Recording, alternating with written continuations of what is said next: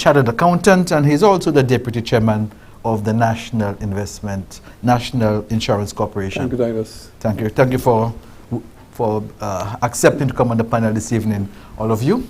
And of course, Mr. Myers, since I introduced you last, I will start our discussions this evening with you. Now, we're discussing investment, and I will be looking at the work that the National Insurance Corporation, by way of an investor, has been playing or should be playing or can play as we try to restructure Saint Lucia going forward. But before I do that, I would like to get your views and perhaps other members of the panel on a matter that has been in the news. And at the end of the day, if we do not have a government functioning with civil servants, all of what we speak of here may come to naught.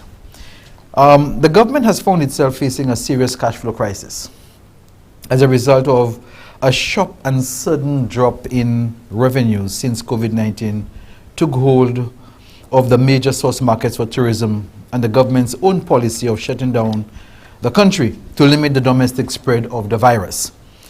The government has proposed to the trade unions representing government workers that certain sections of the workforce should receive 50% and in some instances 25% of their salaries in cash.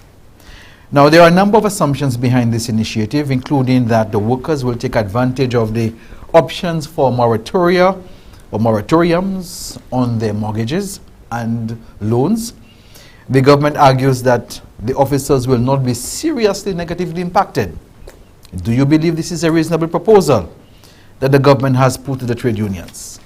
So, to examine this topic before we delve into the area of investment, perhaps, Frank, I would want to get your feedback on this. The government says it faces a cash flow crisis. It says to the civil servants, take some of your money in bonds and take the rest in cash, and you will not be worse off. What do you say? I think first even for the public servants to answer that question, I think they have to have a good grasp of what has happened that forced the governments to come in this particular direction.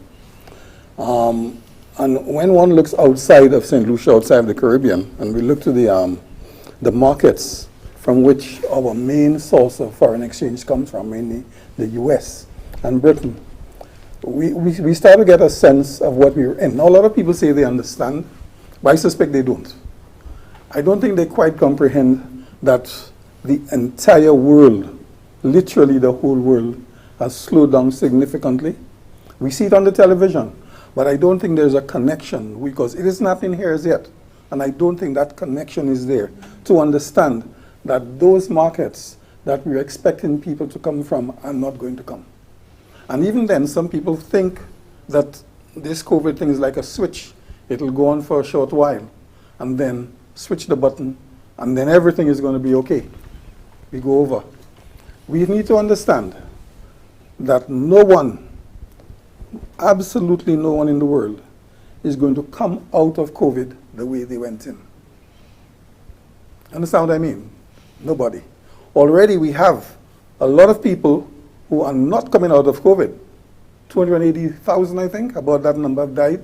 They're not coming out of COVID.